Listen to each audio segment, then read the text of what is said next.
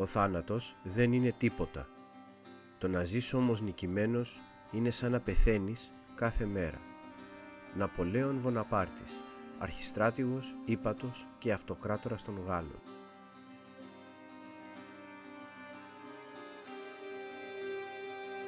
Κεφάλαιο 14.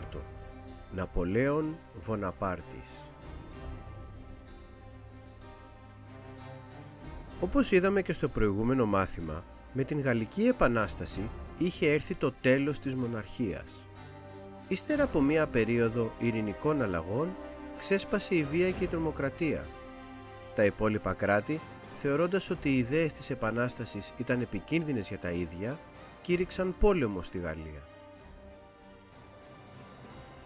Ενώ στην αρχή ο πόλεμος αυτός, ο πόλεμος του πρώτου συνασπισμού, πήγαινε πολύ άσχημα για τη Γαλλία, σύντομα αυτό άλλαξε.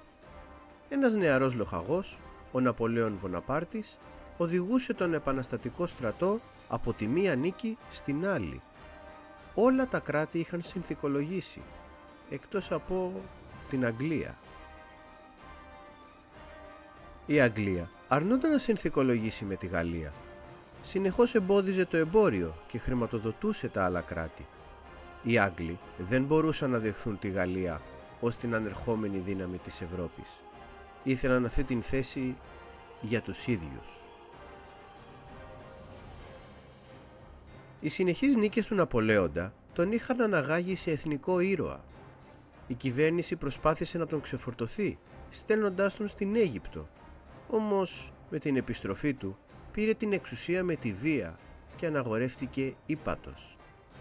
Οι δημοκρατίες είχαν πάντοτε αλλεργία στους επιτυχημένους στρατηγούς. Τα υπόλοιπα κράτη ένιωσαν την Γαλλία αδύναμη και κήρυξαν πάλι τον πόλεμο. Με την αστραπιαία νίκη του στο Μαρέγκο το 1800, ο Ναπολέον κατατρόπωσε την Αυστρία και έληξε τον πόλεμο του δεύτερου συνασπισμού. Το 1802 κυριάρχησε η ειρήνη και μέχρι και οι Άγγλοι σταμάτησαν τον πόλεμο.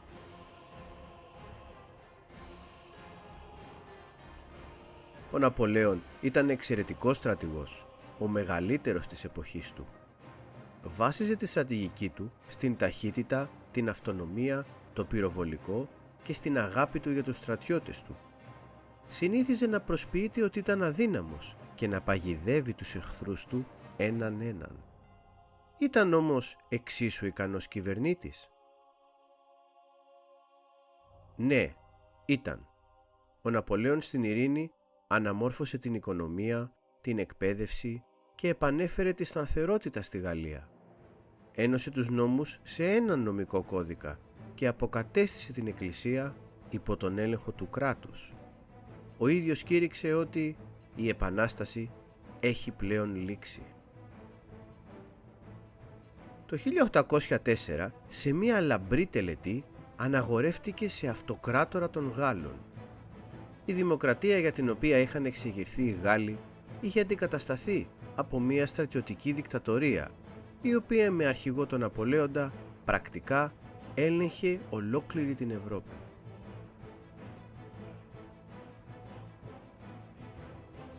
Τα υπόλοιπα κράτη όμως δεν είχαν ξεχάσει τον Ναπολέοντα και το 1805 κήρυξαν τον πόλεμο του τρίτου συνασπισμού.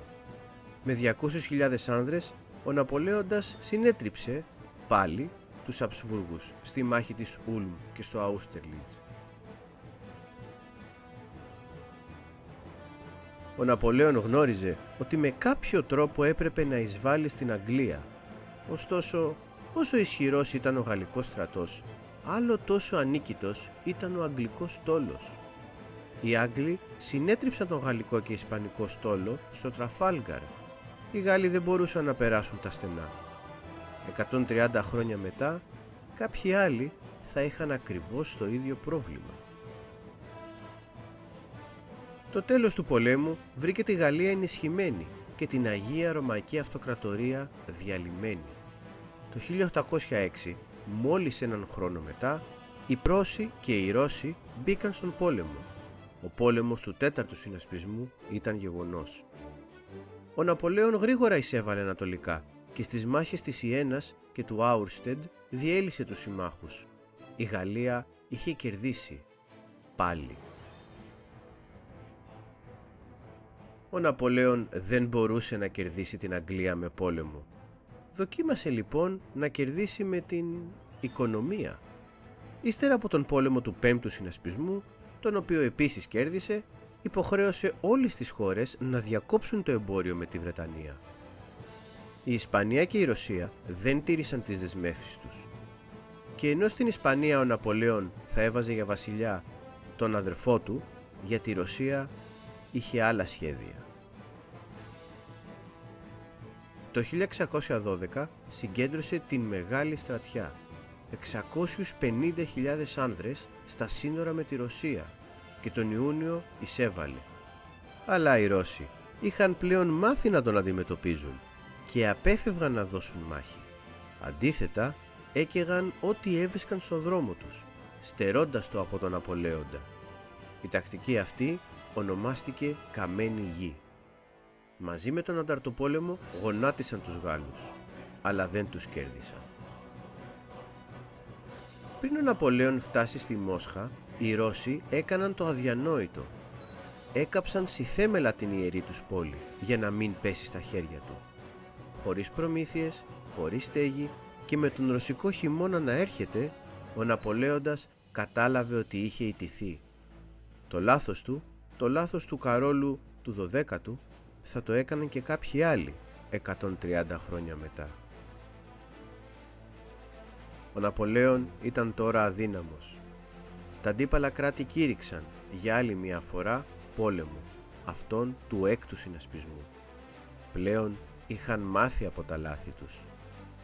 Ο Ναπολέον έχασε την Ισπανία, ιτήθηκε στη μάχη της Λειψίας και οι σύμμαχοι μπήκαν στο Παρίσι. Η Γαλλία, ύστερα από 5 συνεχείς πολέμους, είχε ιτηθεί. Οι σύμμαχοι επανέφεραν τον βασιλιά και εξόρισαν τον Ναπολέοντα στο νησί Έλβα, στην Ιταλία. Όμως οι Γάλλοι δεν είχαν ξεχάσει γιατί είχαν διώξει τον βασιλιά. Και ούτε ο Ναπολέοντας είχε ξεχάσει την δόξα που είχε γνωρίσει με τους Γάλλους.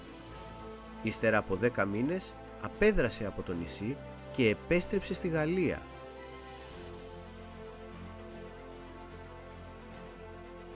Καθώς ο Ναπολέοντας κινούνταν προς το Παρίσι, ο βασιλιάς διέταζε τον στρατό να τον συλλάβει. Όμως ο στρατός δεν είχε ξεχάσει τον αυτοκράτορα. Κάθε μονάδα στρατού που στέλνονταν για να συλλάβει τον Ναπολέοντα πήγαινε με το μέρος του. Ο αυτοκράτορας των Γάλλων είχε επιστρέψει. Τα υπόλοιπα κράτη αντέδρασαν άμεσα. Κήρυξαν τον πόλεμο του 7ου συνασπισμού. Συγκέντρωσαν το στρατό του στο Βέλγιο. Στη μάχη του Βατερλό, ο Ναπολέοντας και οι Γάλλοι βρέθηκαν αντιμέτωποι με πολλαπλάσιες δυνάμεις και ιτήθηκαν. Ποτέ ξανά ο Ναπολέον δεν θα οδηγούσε τους Γάλλους. Ο Ναπολέον εξορίστηκε στην Αγία Ελένη, ένα νησάκι στον Ειρηνικό. Δεν ξαναείδε ποτέ την Γαλλία. Ο βασιλιάς επέστρεψε για δεύτερη φορά. Δεν θα έμενε πολύ, οι Γάλλοι θα τον ένδιωχναν και πάλι. Και τα ευρωπαϊκά κράτη δεσμεύτηκαν να μην ξεκινήσουν άλλες επαναστάσεις, ούτε άλλους πολέμους. Οι ισορροπίες στην Ευρώπη δεν έπρεπε να αλλάξουν ξανά.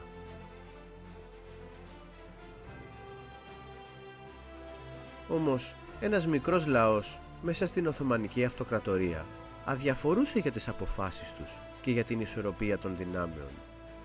Είχε αφυπνιστεί, είχε ονειρευτεί, είχε αποφασίσει, είχε προετοιμαστεί. Σύντομα θα πολεμούσε για την ελευθερία του.